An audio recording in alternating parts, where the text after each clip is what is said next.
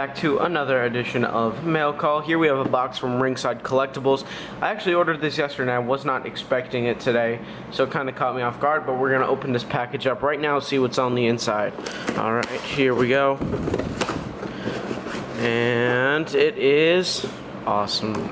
Well, it's not awesome, I don't know yet. It is the Ringside exclusive Chris Jericho, which I actually did not plan on ordering until recently. I saw a lot of other people take some pictures of it, and it looks really great, so we're gonna open this. I'm so happy I have this. It actually looks a lot better in person. So yeah, we're gonna open this up right now and do, I guess, a little mini review. First things first, this packaging is really damaged. I'm not a mock collector, so I'm not worried about this, but this thing is out weirdly and it's really dented, so I know a lot of people bought this because they think the box is awesome, so if you got it like this, then it's extremely unfortunate. But we're going to open this up and do a little mini review on it right now. So here we've got Jericho, and of course he only comes with one accessory, which is his jacket.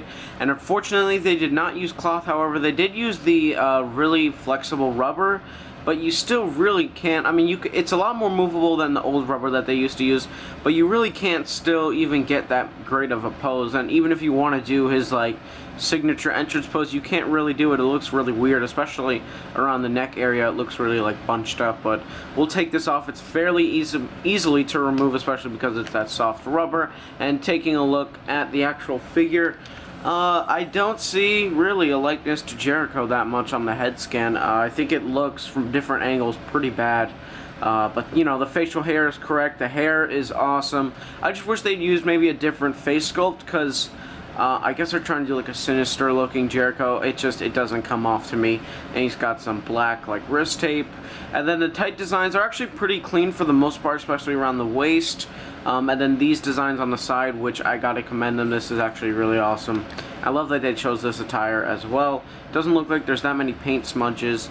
This guy has a lot of like dots on him, like silver dots. I don't know if that's supposed to be on the attire or not. But like I said, the design is pretty cool.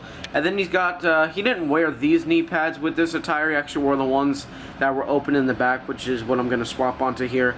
So that's a bit of a bummer, but regardless, I mean, it's not that big of a deal. And then he has these awesome kick pads that say Jericho on it, which is really cool. They're on both sides, so that's awesome. You know, it feels like we've been wanting a flashback Jericho for such a long time, and I'm glad we finally got one. It is a Ringside exclusive, so unfortunately some international people are going to have to pay some heavy shipping prices if they want this, and I'm not sure if it's worth it. I think it's pretty cool overall, but I think the head scan is just really disappointing, and it really messes up the figure for me, especially because, you know, this is a Ringside exclusive, so I think we should get a better face scan and maybe like a cloth jacket, or maybe I'm just asking for too much. But this is the Ringside Jericho. Overall, not sure if it's worth it, especially if you're buying from somewhere not near New York where the shipping prices are just outrageous.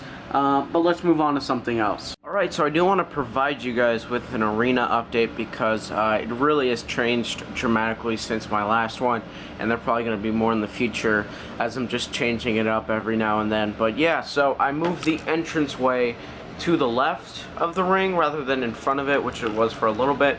I think this looks a lot better. I do like this design with the little, like, I don't know what you'd call these things, but from the Hell in the Cell, and that looks pretty good. And the biggest change is I added a crowd and a lot of different signs.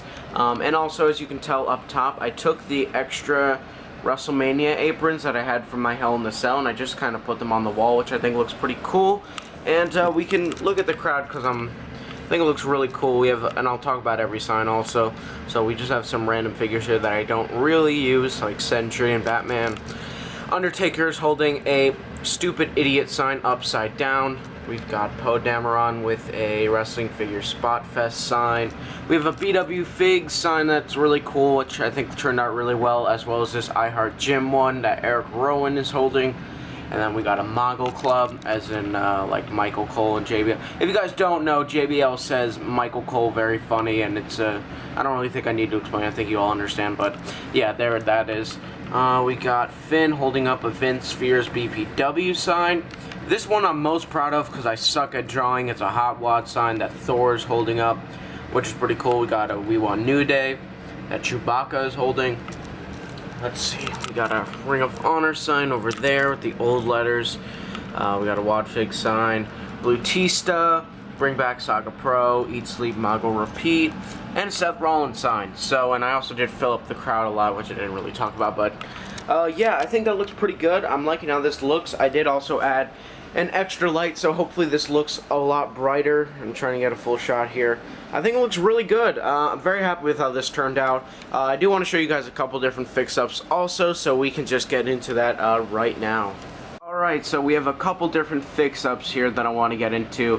First off, I did make a new referee using a Shield body and a Damien Sandow head scan with some random arms, and of course the Shawn Michaels referee shirt, which is pretty cool. I did need a referee for my Wrestling Figure Spot Fest, so I decided to make one using this extra body, so we'll put that there.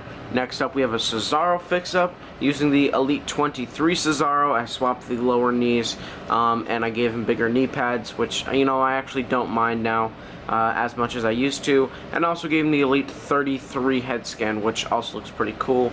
And then we have another Cesaro fix-up, which is the basic, which I also think looks really awesome. We swapped the arms with some black wrist tape arms. I also pulled down one of his knee pads, which he does every once in a while. And yeah, this looks pretty cool. I don't know if we'll be seeing this on Wrestling Figure Spot Fest because it's a basic, and it's hard to get a lot of poses in with him. But still, I really do like this. And finally, which looks so much better than before, we have the ringside exclusive Chris Jericho, which has, I gave him a large elbow, well, not a large elbow pad, but a normal sized elbow pad, and I also swapped the knee pads, which makes it look a lot more accurate and a lot better. Really like how this looks. Had the ringside exclusive came like this, I would have probably told you guys that it was more worth it, but still, I am warming up to this a lot more. And with that being said, I think that's going to do it for this edition of Mail Call. If you enjoyed, make sure you leave a like. Let me know what you think about the crowd. What signs do you want there to be? And I think I'm going to wrap it up here. And as always, stay tuned to the next one.